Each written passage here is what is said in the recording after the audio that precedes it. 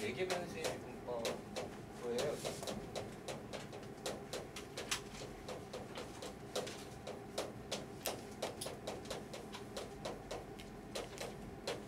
네 개 변수라고 하는 것은 이제 변수에 대한 생각들을 조금 이제 여러분이 하셔야 되는데, 함수는 보통 여러분은 뭐로 배우냐면 x와 y로 배우죠. 보통 x를 그냥 독립변수라고 부르고 y를 종속변수라고 불러요. 이게 무슨 뜻이냐면 x는 여러분 마음대로 값을 선택해서 넣을 수 있다. 독립적인 값을 갖는 데 있어서 별로 영향을 받지 않는, 그게 독립적인데, y는 x 값에 의해서 결정이 돼요. 대응관계가 있어요. 그죠? 그래서 종속되어 있다라고 얘기를 해요. 그래서 x에 의해서 y가 결정이 되는 거기 때문에 x를 독립변수, y를 종속변수. 그래서 함수는 정의역이 중요해요. 정의역을 어떻게 선정하느냐에 따라서, 그게 보통 x잖아요. x에 대해서 y 이렇게 얘기를 하죠. 수학에서도 이제 x와 y에 대한 함수들을 많이 얘기하는데, 간혹 가다가 x와 y가 따로따로 독립적으로 움직이는 것처럼 보일 때가 있어요. 그래서 x라는 함수가 어떤 t에 대한 함수, y는 또 다른 변수에 대한 함수인데 얘도 t에 대한 함수로 이렇게 되어 있어요. 그래서 이렇게 보면 x는 종속 변수가 돼요. 영향을 받는 거예요. 누구의? t에. 그러니까 t 값을 결정하면 x 값이 결정이 되는 거예요. 딴 세상에서 또 t 값이 결정이 되면 y가 결정이 되는 거예요. 그럼 얘네들을 딱 모아놨더니 x랑 y는 원래 서로 영향이 없는 줄 알았는데 t에 의해서 둘 다 영향을 받고 있죠. 그러니까 t에 의해서 x도 영향을 받고 y도 영향을 받고 있어요. 그래서 이럴 때 우리 t를 뭐라고 부르냐면, 이런 식에서 t를 매개 변수라.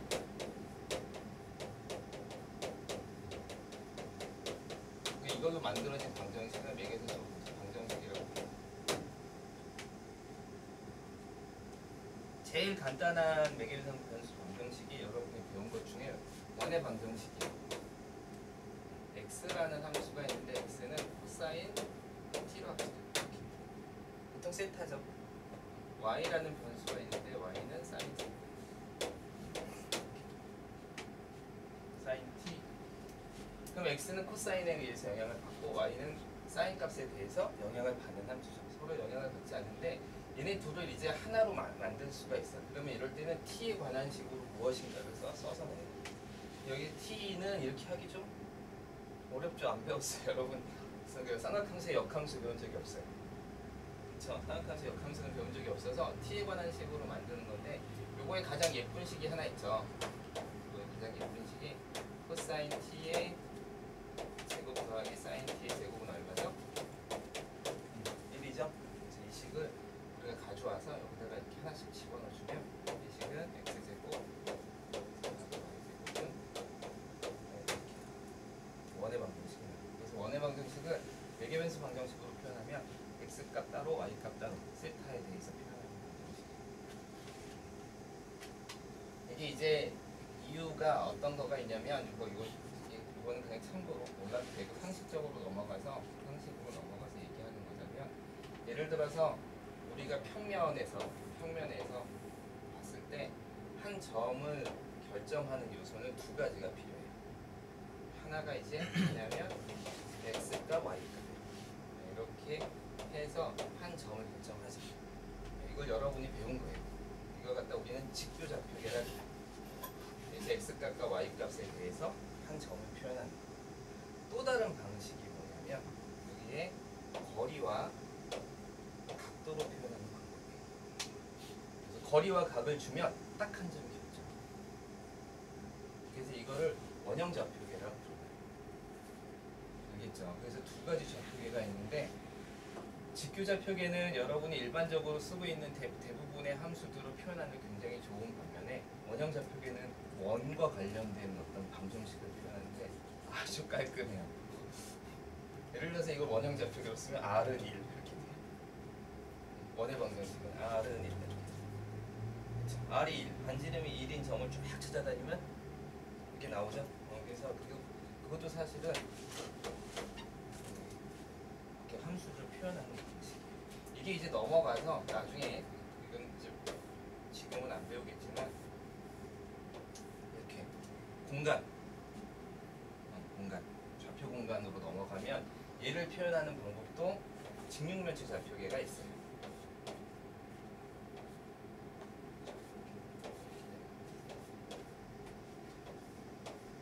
그렇죠? 그래서 x, y, z로 나타내는 거예요. 이 점을 x, y, z. 그 다음 또 하나 좌표계가 뭐냐면 원통 좌표계예요. 밑에를 이렇게, 그걸 이제 그럴 때는 그때 반지름을 로우라고 하는데, 이렇게 원 표면에서 저 점이 있으면 거기까지 거리를 이렇게 잡고 이만큼 돌려요. 세트만. 그래서 거리를 잡고 이만큼 돌려. 그 다음에 이 점을 위로 z만큼 올려요. 그래서 로 파이 z 뭐 이런 식으로 나타낼 수 있는 좌표계가 있어요. 이건 원통 좌표계. 그 다음 또 하나가 구좌표계. r 세타 파이라 그래서 여기까지의 거리와 그 다음에 x축에서 돌리는 각도가 근데 사실은 z축에서 내리는 각도가 딱 겹쳐. 이렇게 하면 이제 구가 만들어져요. 그래서 구에 관한 어떤 것들을 표현할 때는 구좌표계, 이제 r 세타 파인데 이 구좌표계도 나타나는 게 좋고, 원통에 관한 것들을 만들 때는 원통 좌표계가 좋고, 이렇게 표현하는 방법들이 있어요. 그래서 한 점을 표현하는 방법이 평면에서는 두 가지, 사실은 공간에서는 세 가지가 나와요. 그래서 그런 방법으로 쓰는 거기 때문에 매개변수 방정식은 그런 것들이 좀 많이 쓰이죠. 그래서 여러분 이제 곧 배우겠지만 사이클로이드 수투에서 나와요. 수투에서 가끔 가다가 튀어나오는 건데 사이클로이드 방정식이라는 게 있어요. 그게 어떤 거냐면 이게 원을 하나, 그다음에 여기다가 예를 들어서 이런 거죠. 이런 게 바퀴가 있는데 여기다가 전구를 딱 달아서 원점에다 딱 놓고 불을 다 끈 다음에 얘를 탁 켜보면 여기 불이 들어와 있겠지, 그지? 그다음에 얘를 싹 불려요. 그러니까 얘가 이렇게 움직여요. 그러니까 요만큼 지나가면 요만큼 돌아가 있으니까 요만큼 뭐가 생기면 여기에 지금 이렇게 올라가 있어요. 마치 이게 이렇게 움직이는 것처럼. 더 가면 다시 이렇게 들어가고 다시 이렇게. 이걸 이제 불을 더 크게 하고 이 안쪽에 하면 막 이렇게 꼬이기도 하고 토로이드 뭐 이런 것도 나오고 그래요. 이제 그게 간혹 가다가 이제 약간 좀 어려운 문제로 나오는데 이게 가장 유명한 수투에서 이제 배우는 것 중에 가장 유명한 수투에서 미적분에서 나오는 사이클로이드 방정식. 사이클로이드 방정식이 가장 중요한 점은 이거 그냥 상식으로 좀 드러나요. 요 만드는 커브 있죠? 요 커브를 이렇게 뒤집어서, 이거 실험 많이 해요. 학생들 이런 실험 많이 해요. 그래서 요 커브를 딱 찾은 다음에 요 커브를 선을 이렇게 쇠로 만들어서 이거 딱 뒤집으면 이렇게 나오죠. 그래서 이렇게 놓고 요 커브가 만들어지는데 이 커브가 두 가지 특징을 가져요. 두 가지 특징을 가는데 첫 번째 특징은 여기다 공을 놓고 여기다 공을 놓고 둘을 탁 놓으면 둘이 동시에 똑같이 떨어져요. 그래서 동시곡선이라. 어느 높이에 있든 간에 바닥에 도착하는 시간은 똑같아요. 두 번째는 이 커브가 다른 커브에 비해서 훨씬 밑에 빨리 떨어져요. 그래서 만약에 옆에다가 이런 커브로 해놓고 여기다 공을 돌리는 거와 여기다 놓고 공을 돌리는 걸 따지면 이거 훨씬 빨리 떨어져요. 그래서 최단 시간 곡선이라고 불리는 그런 곡선이에요. 이게 두 가지 특징이 있어요. 그래서 어디 많이 쓰이냐면 놀이동산에 쓰여요. 놀이동산에서 이렇게 커브를 잘 보면 사이클로이드 곡선이에요. 그리고 우리나라에서 그 옛날에 기와 같은 거 만들었잖아. 기와가 다 사이클로이드 곡선인 것 같다. 옛날 사람들이 뛰어나다 뭐 이런 얘기를 하는 게 물이 어느 각도에서 잘 빨리 이렇게 빗물이 빨리 떨어져야 되거든. 그 빗물이 탁 빨리 떨어져야 되는데 그 곡선의 각도를 찾아서 기와에 그걸 만들었다고 해. 하여간 그래서 그 사이클로이드 곡선도 매개변수 방정식을 이용하면 굉장히 빨리 이렇게 잘 구할 수가 있어요. 그래서 그렇게 다 표현할 수 있고 여러 가지 것들을 찾아낼 수 있죠. 자, 어쨌든 간에 자, 여기서 이제 우리가 매개변수 방정식에서 미분을 하는 건데 우리가 궁극적으로 원하는 건 dx분의 dy예요. 알겠죠? 근데 함수가 이렇게 주어져 있기 때문에 우리는 뭘 구할 수 있냐면 첫 번째 여기서 1번, 2번으로 볼까요? 1번에서 dt분의 dx를 구할 수 있어요. 그렇죠? 이걸 뭐 식으로 쓰면 dt분의 dft가 되겠죠?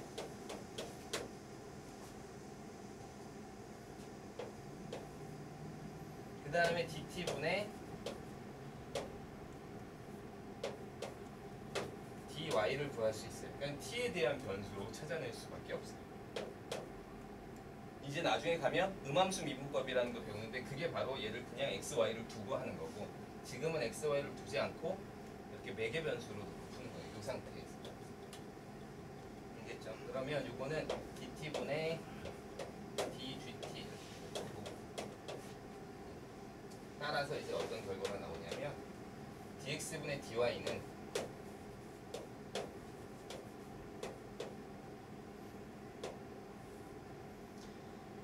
dx를 dt로 미분하고 dy는 또 dt로 미분한 방정식이 돼서 dft f't라고 합시다.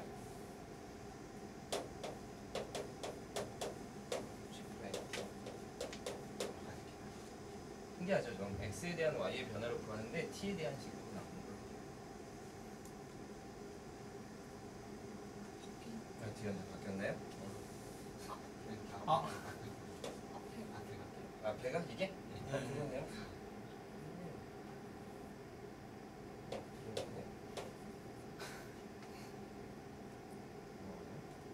dy니까 여기가 지금 이것도 바뀌었네요.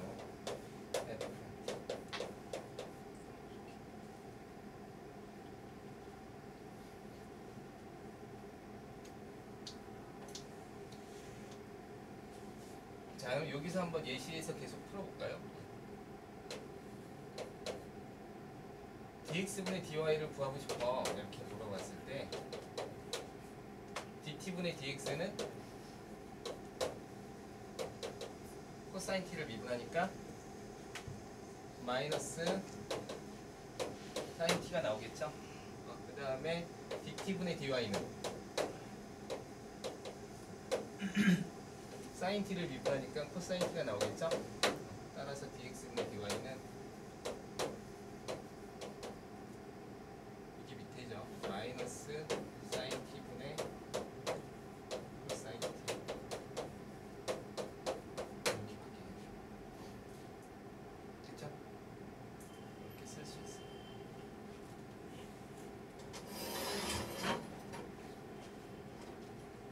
그럼 선생님 저는 XY로 쓰고 싶은데 이럴 수도 있죠. 넌 T에 대한 식을 말고 난 지금 XY에 대한 식을 원해. 그럼 사인 T는 아까 보였어. Y죠. X가 코사인 T는 X죠. 이렇게 돼서 X에 대한 Y의 미분을 했는데 Y에 대한 식이 나올 수 있어요. 알겠죠? 이렇게 이런 식으로. 저 이것도 바꾸고 싶은데요. 그럼 어떻게 해야 돼요? Y는 1- x제곱이니까 루트 씌우면 되죠, 그죠? y는 루트 1- x제곱이니까 그걸 여기다 집어넣으면 x에 관한 식으로 문제를 쓸 수 있어요. 이해됐습니까? 이렇게 해서 변화시키는 거예요.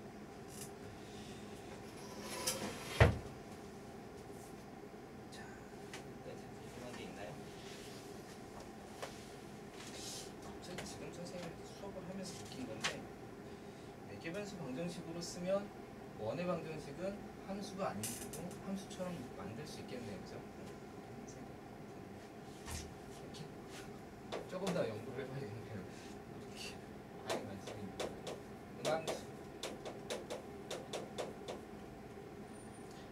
매개변수의 방정식은 지금 하던 거 몫의 미분법하고 합성함수의 미분법을 이용해서 t로 그냥 미분하시면 돼요. 두 개를 나눠서 만약에 내가 x, y로 나타내야 된다. 그러면 결국은 x로 나타낼 수 있는 식을 여기서 다시 완성시키셔야 돼요. 조금 어렵긴 한데 완성시키셔야 돼요. 여기는 자연스럽게 어떻게 됐어? 자연스럽게 나왔잖아요. 그치? 사인 t, 코사인 t가 나왔으니까 이걸 그냥 갖다 쓸 수 있지만 어떤 식으로 나왔다고 해볼까? 예를 들어서 여기가 만약에 t의 제곱이었어. x가 t가. 그럼 미분하면 2t가 되겠죠. 그럴 때는 2t를 t로 뭐 x로 치환하려면 뭐 루트 x 뭐 이런 식으로 써야 한다거나 거기에 대한 형태를 좀 바꿔주셔야 돼요. 근데 그렇게까지 문제는 안 나오니까 그냥 보통 이런 문제들은 어떻게 나오냐면 t가 얼마일 때 dx분의 dy를 구하여라. 이렇게 나올 수 있어요. 이렇게 푸시면 돼요. 음함수 미분법에 대해서 배웁시다. 음함수라고 배운 적 있어? 우리가 배우는 게 양함수래요. 음함수는 이쪽이 0이고 변수로 하나로 다 몰아준 거. 이 형태의 방정식을 음함수라고 해요.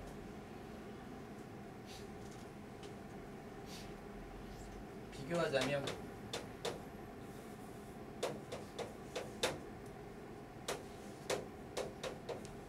이런 형태는 우리 양함수라고 해요. 두 변수를 따로따로 이렇게 보는 형태.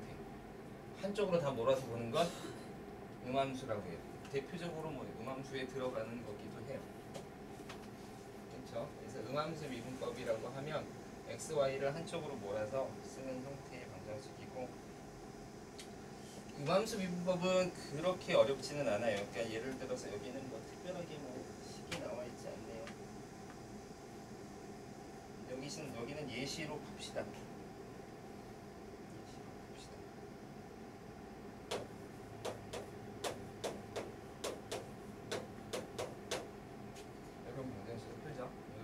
기하를 배운 사람이 알겠지만 이거는 쌍곡선의 방정식이에요. 쌍곡선의 방정식. 그래서 예전에는 기하에 2차 곡선 다음에 미분법이 다 들어가 있었어요.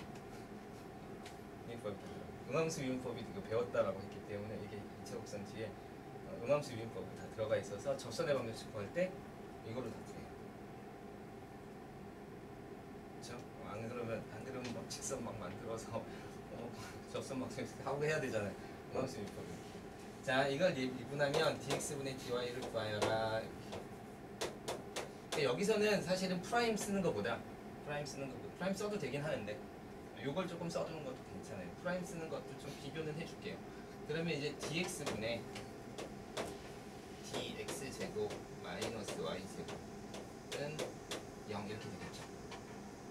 1은 미분하면 0 되니까. 그렇죠? 여기까지는 그냥 편하게 가도 되죠. 그럼 보자. 요렇게 미분을 하는 거야. 그럼 자, 실제로 이제부터 변수에 대한 느낌이 확실하게 다가올 수 있는데 얘는 x만 미분할 수 있어. 다른 문자는 전혀 미분할 수가 없어. x에 대해서만 변화를 볼 수 있는 거예요. 그랬더니 x 입장에서 x제곱은 어떤 식으로 변화를 하냐면 2x로 변화를 하겠죠. 이걸로 결과가 끝나는 거예요. 알겠어요? 이렇게 된다는 거는 x에 대한 x제곱은 미분을 해보면, 즉 변화를 보면 2x로 커지고 있습니다 라고 찾아내는 거죠. 그죠?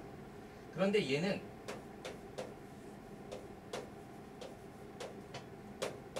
x가 아니기 때문에 미분을 할 수 없어요.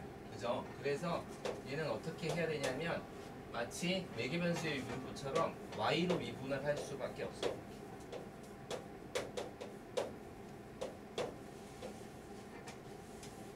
그럼 이제 y의 입장에서 y제곱은 변화량이 2y인 거죠? 2y인 거. 그래서 2x 마이너스 2y에 요게 이제 dx분의 dy죠.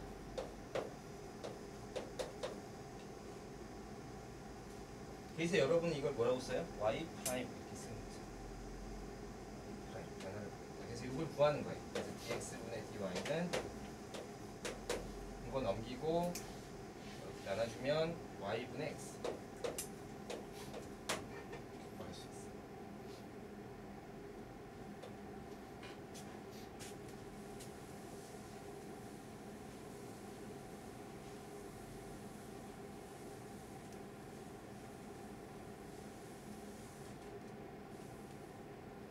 조금 어려운 일 안 해볼라도 되는데 별로 잘 그럴 일은 없지만 여기가 만약에 제곱이라면 나는 x제곱을 기본 단위로 변화를 보겠다는 거죠. 그럼 x제곱을 기본 단위로 x제곱은 1만큼 변해. 같은 함수입니다. 그치? 1만큼 변해. 그래서 무엇으로 사실 우리는 x로 보는 걸 기본으로 삼지만 무엇을 기본 단위로 볼 것이냐. 가 바로 dx에 의미하는 이 x라는 의미예요. 나는 x라는 어떤 변수의 값을 기본 단위로 해서 변화를 보겠습니다. 뜻이에요. 자, 예시로 하나 더 들면 이거는 이제 아까 원의 방정식을 했죠. 이제 x로 미분할 거예요, 그죠? x로 미분하면 요건 2x가 되고 요건 x로 미분할 수 없죠. 그러니까 y로 미분하되 한 번 더 미분해야 되니까 마치 합성함수의 미분법처럼 이 y에 y를 한 번 미분하시기 이렇게. 따라서 y 프라임은 마이너스 y는 x 구할 수 있어요. 이건 선생님이 자세히 풀어준 거고 저건 대충 풀어준 거. 요거랑 결과가 똑같죠? 똑같죠?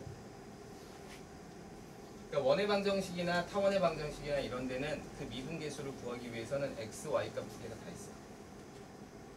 그래서 만약에 미분계수를 구하라는 문제가 없나요? 별로 크게 어렵지는 않은데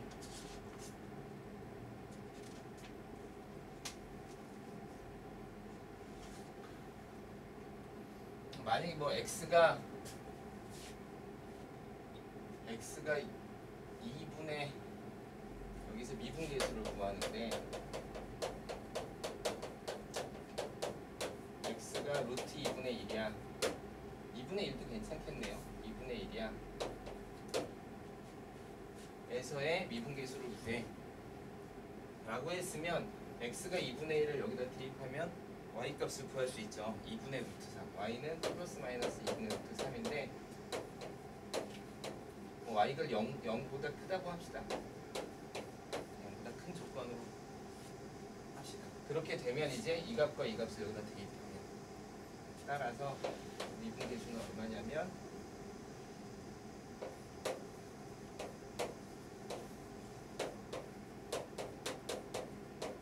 이렇게 씁시다. 2분의 1, 2분의 루트 3에서의 미분계수는 여기다 집어넣으면 y는 2분의 루트 3 x는 2분의 1 이렇게 해서 루트 3분의 1의 변화량을 갖습니다. 이렇게 미분계수를 구할 수 있어요.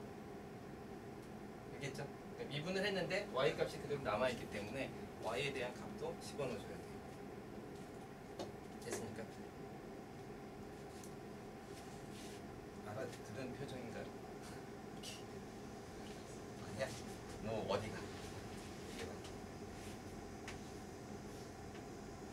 너의 질문이 많은 친구들 구원할 수 있어. 마음을 편하게 해주세요. 어디가? 이거 만약에 이 방정식에서 미분계수를 미분 보함수를 구해라. 그러면 이렇게 구하시면 돼요. 여기까지는 알겠어요. 그래서 y x로 미분하는 거니까 dx분의 dy를 구해라. 이건 건데 선생님이 dx분의 dy로 안 하고 그냥 y 프라임으로 써서 표시해 줄 거예요. 왜냐면 수트부터 계속 지금 우리는 y 프라임을 dx분의 dy처럼 여기고 있잖아. 그래서 y 프라임으로 써서 표시하는 거예요. 그래서 이렇게 구했어요. 근데 x가 만약에 2분의 1에서의 미분계수를 구해라. 그럼 값을 구하라는 거잖아요. 미분계수라는 건 얼마일 때 순간 변화량. 그렇죠? 예를 들어서 함수가 y는 x제곱이야. 그럴 때 x가 3일 때의 미분계수. 즉 f 프라임 3을 구하세요. 그럼 미분해서 2x니까 3집어넣으면 6 이렇게 구하는 거잖아요. 그 값을 구하려고요. 근데 x가 2분의 1일 때의 값을 구하라 그랬는데 도함수가 x값만 있는 게 아니라 좀 필요해. y값도 필요하지. 그러면 이 함수는 이 함수 위에 있는 값이니까 2분의 1을 대입했을 때 여기는 4분의 1 더하기 2이 되려면 4분의 3이 필요할 거예요. 4분의 3에 루트 씌우면 2분의 루트 3 플러스 마이너스. 근데 선생님이 그냥 양수 하나만 택한다고 쳤을 때 그럼 2분의 루트 3, 2분의 1 두 값에서의 미분계수를 구하는 거니까 이 값과 이 값을 우리가 대입하는 거예요. 그래서 여기다 2분의 1 대입하고 2분의 루트 3 대입하고 그러면 루트 3분의 1 마이너스 이렇게 구할 수 있어요. 됐죠? 자, 이제 여러분한테 쉽지만 까다로운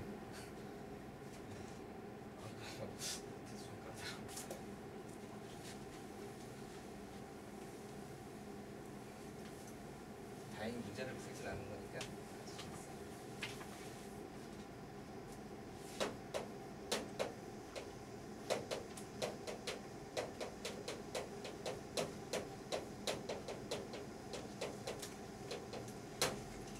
자, 역함수의 비법에 대해서 합시다. 정신 조금만 차리시고요. 오늘 3시간 수업할 건데.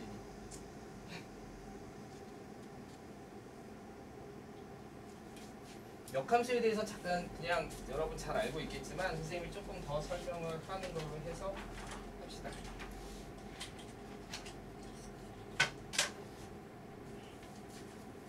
역함수는 일단 1대1 대응이어야 돼요. 그죠? 그래서 계속 증가하거나 계속 감소하거나 둘 중에 하나를 택해야 돼요. 그 생각을 잘 하셔야 돼요. 그게 수투에서도 역함수가 존재할 조건 이런 거 많이 나오기 때문에 아 이게 계속 증가하는 거구나 계속 감소하는 거구나 이렇게 생각을 하셔야 돼요. 전체 구간에서는. 그랬을 때 예를 들어서 뭐 이렇게 함수가 있다고 쳐봅시다. 이거의 역함수를 구했을 때 그 역함수를 이렇게 프라임이라고 쓰면 그때 우리가 들어가는 값은 함수를 보는 방법은 기본적으로 뭐냐면 여기 A를 대입했는데 B가 나옵니다. 이렇게 나오는 거라고 하면 함수는 이렇게 보고 있는 거죠. 이게 함수의 방향이에요. X에 대한 Y. 역함수는 어떻게 보는 거야? Y에 대한 X로 보시면 돼요. 그래서 선생님은 이제 역함수를 해석할 때 그렇게 해석하라고 해요. B를 대입하면 A가 나오는 게 아니라 B가 나오게 하는 A가 누구냐 이렇게. B가 나오게 하는 A가 누구야? 라고 물어보고 즉 Y가 되게 하는 X가 누구야? 라고 물어보시면 돼요. 알겠어요? 이게 역함수의 개념이에요. 그러니까 역함수는 관점이 여기 관점에서 여기 관점으로 바꾸는 거예요. 알겠어요? 그런데 그렇게 관점을 바꾸는 것만으로는 함수가 움직이지 않아요. 함수는 그대로 놔두면 돼요. 근데 수학은 묘하게 자꾸 정의역을 뭐로 놓고 싶어요? 정의역을 X로 놓고 싶어 하잖아. 그치? 그래서 원래 Y여야 되는 애를 자꾸 X로 표현하고 싶어서 X랑 Y랑 자리를 바꿨어요. 그죠? 그게 보기가 편해. 그걸 보기가 편해서 바꾸는 순간 이제 Y는 X라는 함수로 대칭 이동을 하는 거죠. 이게 바로 이제 X 이렇게 쓰는 거죠. 그렇다면 바꾸기 전에 형태는 누구냐면 역함수의 형태는 바로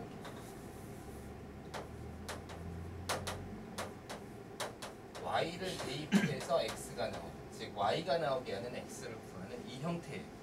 즉 그래서 역함수에서는 반드시 역함수다 그러면 함수가 있었을 때 역함수다 그러면 역함수 이 변수를 Y값으로 보셔야 돼요. Y값으로 보셔야 돼요. 그래서 Y값으로 보는 눈을 자꾸 조금 길러주셔야 돼요. 일단 그렇게 바라보는 역할을 조금 하고 이건 언제 바뀌어? 이건 F'Y는 X가 정상적인 표현인데 자꾸 그러니까 이 함수랑 같이 놓으려면 정의역이 같은 모양이어야 되다 보니까 정의역을 X라는 이름으로 싹 바꿔주려고 X로 바꾸다 보니까 얘랑 자리가 바뀌는 거예요. 얘랑 자리가 바뀌는 순간 X랑 Y랑 교환하는 것 Y는 X에 대해서 대칭 이동을 하는 거죠. 그래서 Y는 X에 대한 대칭 이동이 이제 일어나는 거죠.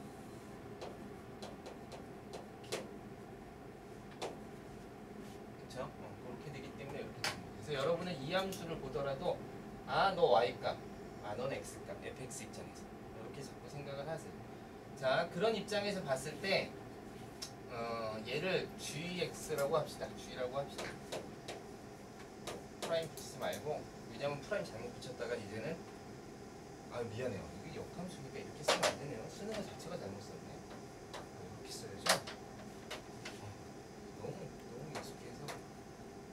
익숙해서 여러분도 못 알아채고 나도 몰랐어요. 이렇게 써야 되죠? 이걸 이제 gx라고 gy라고 합시다. 됐죠? 그러면 이제 이거의 또 다른 표현이 있죠. 역함수와 함수의 또 다른 표현은 함수에서 합성함수로 배워요. g와 f의 역함수 이렇게.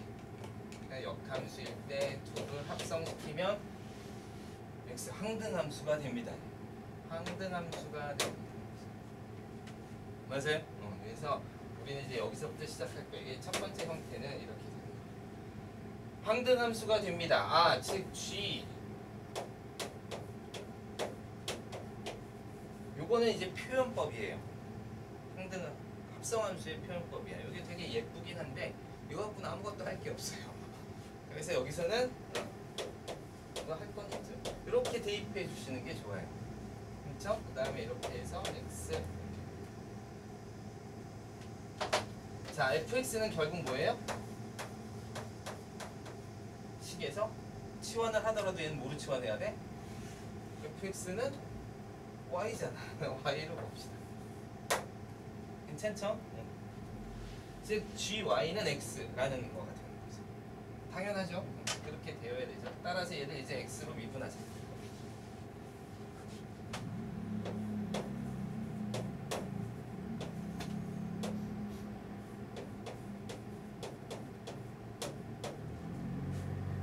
여기는 뭐가 나오죠? 그냥 하자. x로 미분하면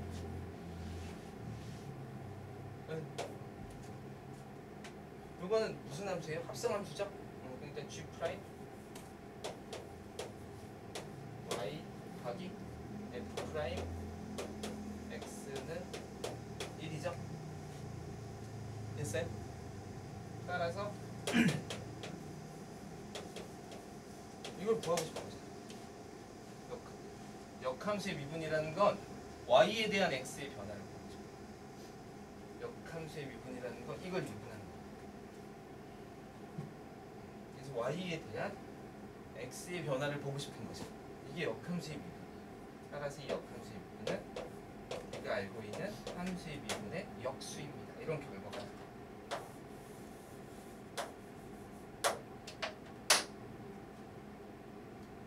알겠어요? 잘 보셔야 돼요. 내용 자체는 그렇게 어렵진 않아요. 아, 역함수의 미분은 그렇구나.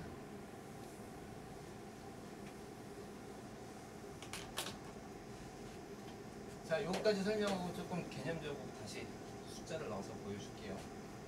즉, 우리가 f 프라임 x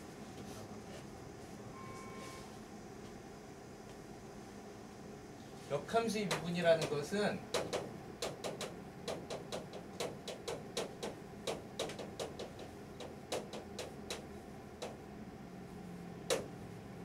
이걸 구하는 거예요.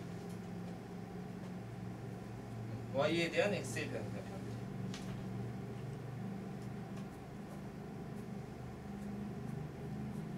그러면 x에 대한 y의 변화량은 우리는 항상 계산했죠.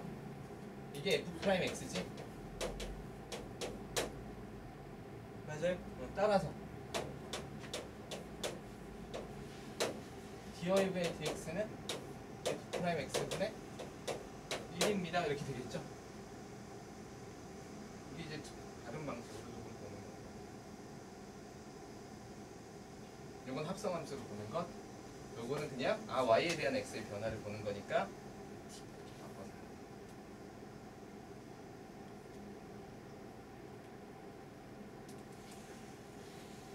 자,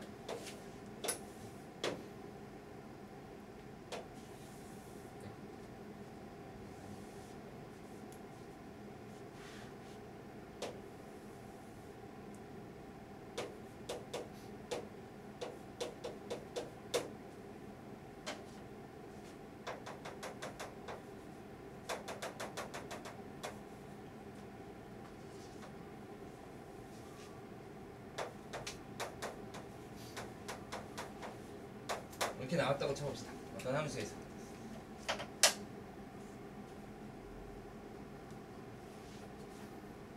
그럼 역함수의 미분을 계산하기 위해서 역함수를 gx라고 하면 g 프라임 b는 이렇게 물어보는 거죠. 왜? a를 대입하면 누가 나오니까? b가 나오니까. b 입장에서 미분계수는 어떻게 돼? 라고 물어보는 거지. 맞아요? 그럼 자, 얘는 두 칸 갈 때 한 칸 올라가는 거지? 그런데 얘를 조금 더 예쁘게 보기 위해서 우리가 y는 x라는 직선에 대해서 대칭 이동을 이렇게 시킵시다. 이게 바로 g x라는 함수죠? 그리고 여기가 B인 거예요. 여기가 A가 나옵니다. 그럼 여기에 미분 어떻게 생겨서 미안해요. 근데 그림을 잘못 그려서 이게 1보다 크게 그렸네. 쏘리. 이게 2로 할까요? 이 2로 합시다. 이게 좀 낫겠네요. 한 칸 갈 때 2칸 올라가는 거죠? 그럼 여기는 여기서의 미분계수니까 이렇게 구하는 거. 얘는 몇 칸 갈 때 몇 칸 갈까? 요거랑 뒤집어졌으니까. 여기가 2칸 갈 때 여기 한 칸 가겠죠? 그래서 얘의 기울기가 G 프라임 B는 2분의 1이 돼. 얘의 역수가 나와요. 그림상으로 너무 당연해. 됐죠? 그래프상으로 너무 당연한 얘기. 여기가 3으로 올라가. 이걸 이렇게 뒤집어봐. 3분의 1이 되겠죠? 그래서 역수가 돼요. 근데 여러분한테 굉장히 중요한 건 뭐냐면 여기가 들어가는 값이 누구? X면 여기 들어가는 값은 Y여야 돼. 그러니까 여기가 A면 여기가 B. 즉 FA는 B를 만족해. FA는 B를 만족하는 값에서 역함수의 미분법이 생겨요. 그래서 역함수의 미분법은 단순하게 함수의 역수입니다 라고 하는데 변수가 바뀌어요. 그게 여러분한테 조금 까다로워. 그게 이제 간단한 문제들은 어렵지 않은데 이제 함수가 복잡해지고 막 이렇게 갑자기 역함수 구하기도 어려운 함수인데 역함수를 막 얘기해놓고 갑자기 역함수의 미분법 어쩌고저쩌고 해서 하면 이게 뭐지? 이렇게. 물론 이제 아직 그런 문제는 풀 가능성이 없으니까 기본 문제들로 조금 열심히 연습해 놓으세요.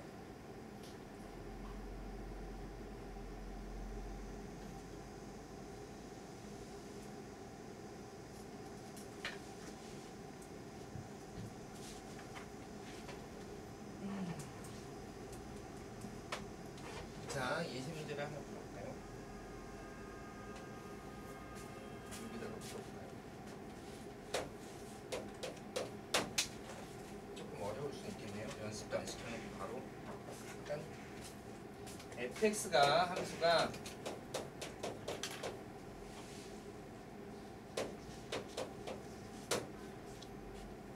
이거의 역함수를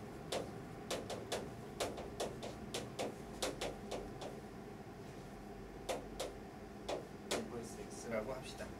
그럴 때 이 역함수의 11대 미분계수를 구하세요. 이런 문제. 풀어보시죠. 시간은 3분, 5분.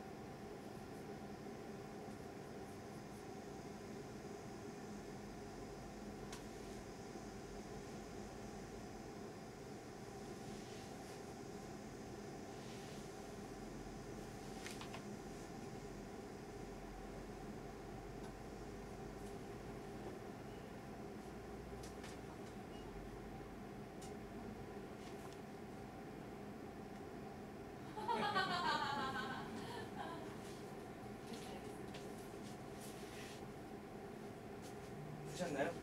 푸셨죠? 미안해요. 통화가 좀 있어서. 자 봅시다. 역함수 여기 들어가는 값은 x, y 둘 중 누구?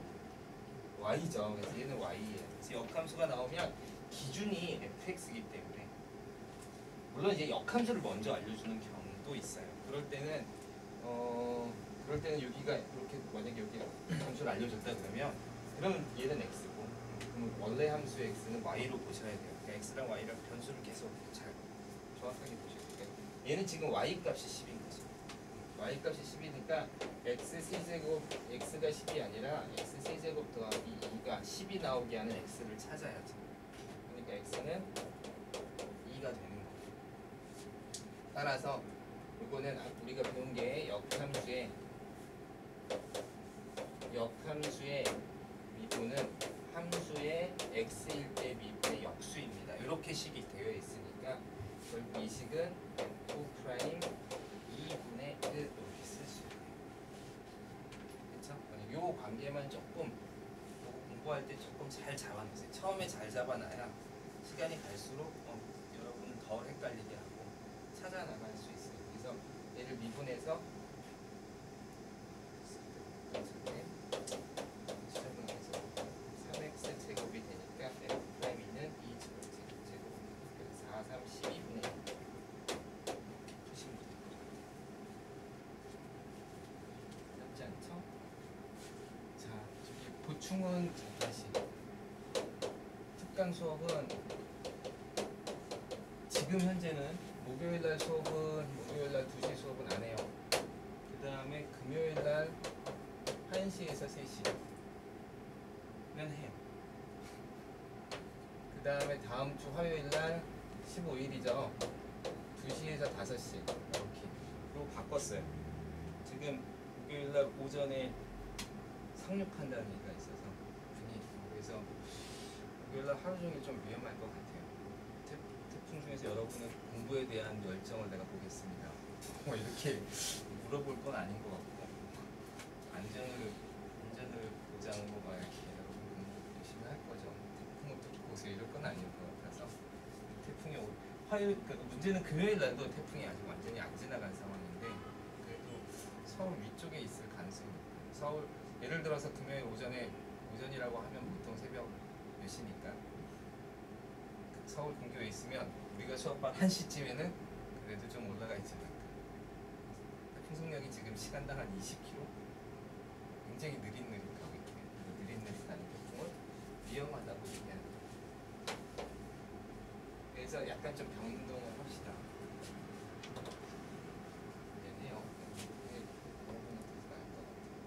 오후 수업은 아직은 결정이 안 되고 지금 현재는 이렇게 되는데 만약에 뭐 태풍 진도가 워낙 예상할 수 없어서 만약에 뭐 변동을 하면 선생님도 계속 여러 가지 문자를 줄 테니까 잘 확인해 주세요.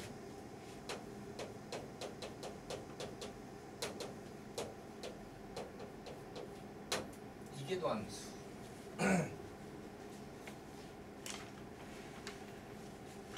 이계도 함수는 갑자기 나온 단어라 되게 특이한데 원래 여러분 미분하는 게 1계도 함수예요.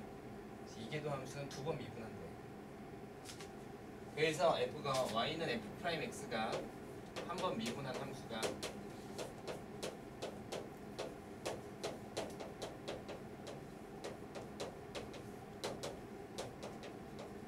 미분 가능할 때 2번 미분하면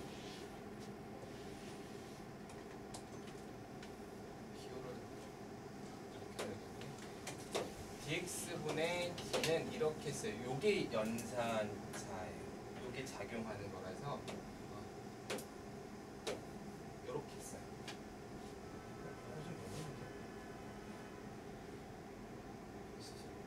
x제곱 요거 보면 알겠네. 이게 위아래 둘 다 있으니까 이건 x제곱이 아니라 dx의 2번.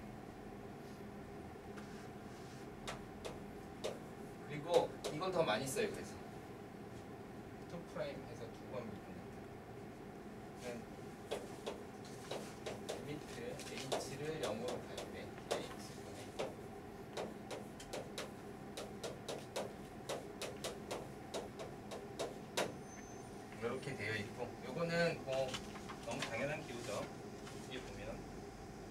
즉 두 번 미분해도 정의식은 바뀌지 않습니다 라고 되어 있어요. 요 y는 여기다가 써도 되고 여기다 써도 돼요. 알겠죠? 이렇게 한 걸 이계도 함수라고 해요.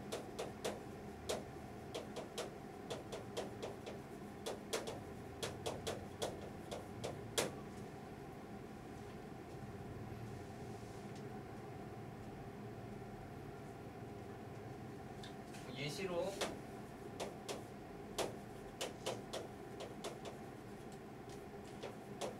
sin x라고 하면 한 번 미분하면 코사인 x가 되고요. 두 번 미분하면 마이너스 사인 x가 되겠죠. 그래서 이건 이게 나왔으니까 한 얘기인데 딴 얘기를 해서 요게 다시 y죠. 여기 다시 y죠. 그래서 y 더하기 y 두 번 미분한데요. 이렇게 해서 미분 방정식을 만들어내는 방법이 있어요. 나중에 이제 대학 가서 공부하세요. 이런 걸 미분 방정식이라고 해요. 미분식으로 방정식을 만듭니다. 이런 거는 사인도 있고 코사인도 있어요. 지수함수도 있을 수 있고요. 그래서 여러 가지 형태의 것들이 막 나와요. 그래서 이걸 만족하는 방정식을 구하는 게 미분 방정식이라는 과목이에요. 자, 어쨌든 간에 여기까지 혹시 질문 있어요? 여러분은 이제 다 웬만한 건 풀었어요. 자, 이제 여러분은 미분은 잘할 수 있는 학생들이 됐습니다. 축하드립니다. 더 이상 특별한 미분은 없어요. 제일 중요한 거는 합성함수 미분, 그 다음에 목세 미분, 저번 시간에 했던 거. 이 두 가지 정도만 잘해도, 그리고 저번 시간에 얘기했던 것처럼 x의 n제곱 같은 거 미분할 때 이렇게 왔다 갔다 하는 거 있죠. 그런 것만 좀 신경 쓰면 그렇게 어렵진 않을 거예요.